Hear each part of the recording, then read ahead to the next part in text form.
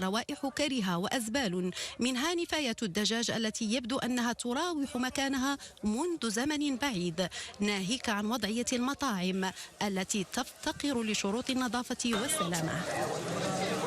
تشتي السوق كي داير، انت شوف انت على البركه ساقه، ها انت الكاميوات والطريق مكروفه، ما تجبرش اللي يسيدوا لك الكروسه.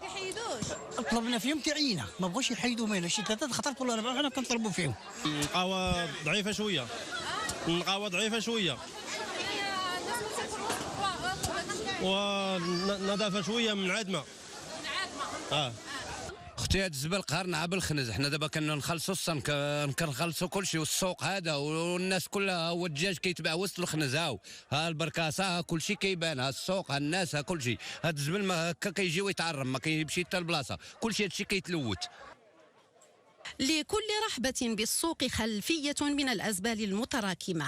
سوق الخضر والمذبح البلدي لا يشدان عن القاعدة، واستياء كبير في أوساط المتسوقين والباعة والتجار الذين يدفعون مقابل عرض سلعهم بالسوق مبالغ مالية تسمى بالصنك. اللي كان القرنة ولا خاص مكلف بهاد الأزبال. واش ما كيدوزوا ما يشطبوا مواد؟ وكيدوزوا كيشدوا على الفلوس ويزيدوا. صافي ما كينقوا لا زبل لا والو. كيجيو تخلصوا 10 دراهم طابله ويزيدوا. هذا الشيء ديال الازبال كثير في السوق، وما كاينش النظام في السوق مزيان، يعني خاص المسؤولين يتحركوا، يعني يتحركوا واحد شويه ينظموا السوق.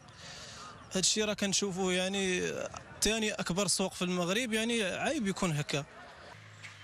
بمقر الجماعة التي تؤول إليها مهمة نظافة السوق لم نستطع لقاء الرئيس، وفي اتصال معه ظل الهاتف يرن دون جواب من طرفه عن سؤال يؤرق الجميع: متى سيعاد الاعتبار لسوق يعتبر من مفاخر قبيلة عبده منذ الحقبة الاستعمارية؟